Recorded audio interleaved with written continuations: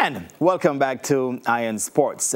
Now, there has been a major shakeup at the Jamaica Anti-Doping Commission, JADCO, with the news emerging late on Wednesday that the board for the local drug testing agency had sacked Executive Director Carey Brown.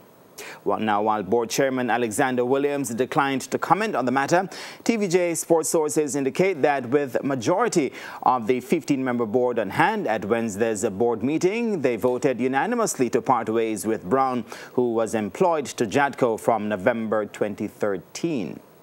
Well, we're joined now by Dr. Winston Dawes, and we'll be looking at this developing issue. Dr. Dawes, welcome back to Iron Sports. Always good to have you. Sure, thank you very much. Thanks for having me.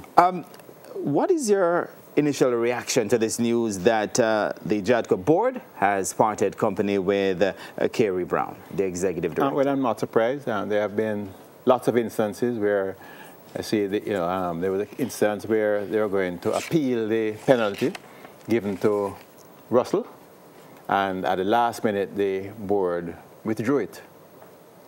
Then we had a case with Khalees Spencer where the necessary groundwork was not done. There's a formal system which you go through when you are going to have somebody banned, for a whereabouts test.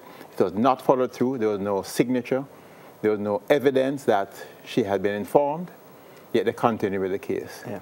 Having lost that case and had to pay legal fees, they still went through with the case against Riker Hilton, who was in the car with her. All right. I don't want you to go too far ahead because we're going to be coming back to those. When you look at Brown's tenure overall, there since 2013, 4 years in charge as executive director. To be fair, he did steady the ship at JADCO somewhat, so it wasn't all doom and gloom for him. So based on what he has done before, don't you think that could have saved him a bit here at this board meeting?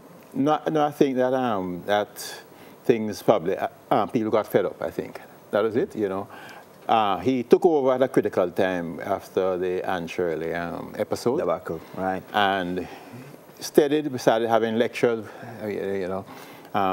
Education system, and then it went overboard. We had a lot of series of cases which were controversial, and doping control organization cannot be the one involved in the controversy. They must catch athletes out, not to catch them, to come with some schemes to have them fined or banned.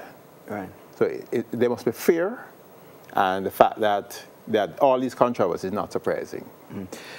So where would you say it really went wrong for Carey Brown? Is it that JADCO, they realized they were picking up too many losses, both in the courtroom and also monetarily by losing these cases? Well, certainly, the legal fees you had, Khalees had a foreign lawyer, and he would be charging in US dollars.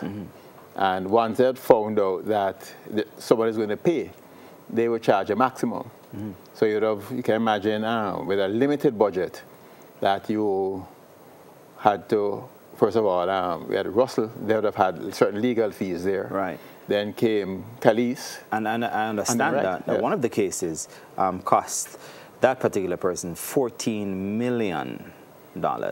I'm not surprised. Yeah, it's expensive. It's when you look at how much the athletes make or can make, then lawyers who are going to defend them are going to charge the full rate. These are professional athletes, and so and once you are going to have to pay legal fees, then they're not going to be generous to that athlete. Right. They're going to go for the maximum. No, the eyes of the world are always on us when it comes on to doping and our own anti-doping measures. Now, when the World Anti-Doping Agency sees that we have fired, that is JADCO has fired their executive director, how do you expect them to act or to react to this? Well, if they hear the circumstances, they may not be surprised. What we now need is to take a serious look at ourselves and to come and put in place a program where we'll have a lot of testing, and we have to ensure that people are properly taught as to the rules and the mechanisms by which somebody is informed about doping. Yeah. Are we at a point again where it's damage control for JADCO, as it was 4 years ago, ironically? No, I don't think so. Okay. No, I think it's just for them, and I think they should be to the sporting associations, the GOA, and various other organizations, and explain to them what they're about, get their input, get some people who are experts in doping as doping control officers, and really have some seminars and workshops, practical workshops, bring some of the athletes in, teach them what ought to be done. Yeah, because how does JADCO bridge that gap where the athletes don't see them as the enemy? No, just being fair. You know, come in, you know, I think they should meet with the various associations and have the athletes coming in, teaching them what they should do, telling them why certain things have to be done, and the importance of it, and say that they are not there to try and catch them out, but they are there to ensure that they don't cheat, and so that if they are a proper program of doping control, then nobody can accuse them of unfair advantage, and that we have been cheating. Yeah. Now, we also understand that JADCO might well be moving away from using their customary attorney, Laxton Robinson, in favor of a panel of lawyers in approaching future cases. Your thoughts on this? Well, he has had a series of losses. And, you know, sometimes you get over-enthusiastic and you forget that you are there to be fair as a prosecutor. You're not there to prove a criminal charge. You're talking about someone's career. Somebody may or may not have used a banned substance. And you're there to ascertain the truth. You're not there trying to catch him out and to send him to prison or some other thing. You're there to be fair and ensure that justice is done.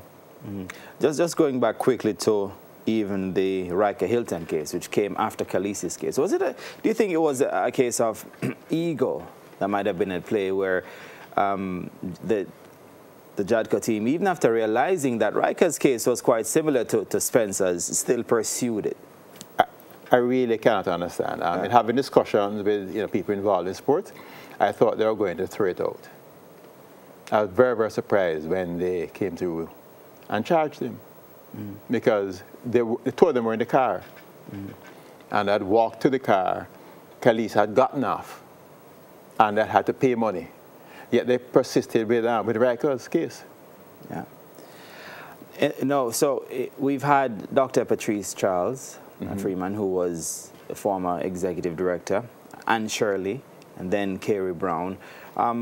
Based on all that has happened thus far, and they're now looking for a new executive chairman.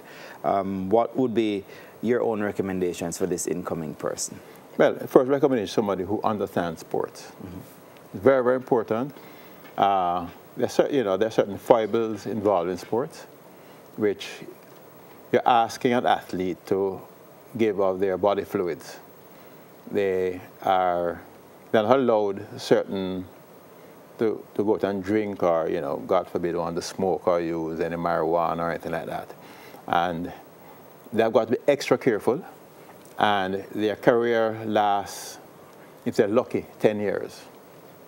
So we've got to have somebody who understands sportsmen. They've got to put in place a program of education. They've got to reach out to the athletes.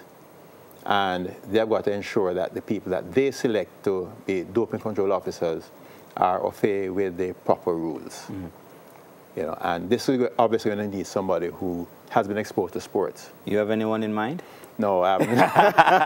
No, I haven't. I haven't even given it a thought. This is breaking news less than 24 hours ago. Right. But it's something which I think before we make that that choice, I think there should be a lot of interviews. We should bring in people to do the interview who have been involved in sports administration for a long time. And finally, Dr. Dawes, the image of Jamaica, Jamaican sports, Jamaican athletics and doping.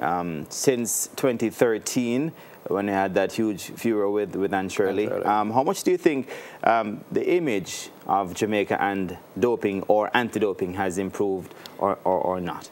Well, I keep seeing articles coming out that rank Jamaica as one of the top countries involved in official doping, and which I say that the countries that are able to organize it are countries that have systems in place, a laboratory, physiologists, doctors, everybody, so they're not detected. And when I see the U.S. speaking that they have now come to the fore because of our rigid doping control program, I laugh. Because they have, over the years, forgiven a lot of the athletes who have been caught out. Right. Or have been given very, very light sentences, way below what the norms dictate. So just ending here would say that image still hangs over. It still hangs over us, and this is why it's important that we do lots of testing. We do it properly so that there's no controversy involved in how we do it.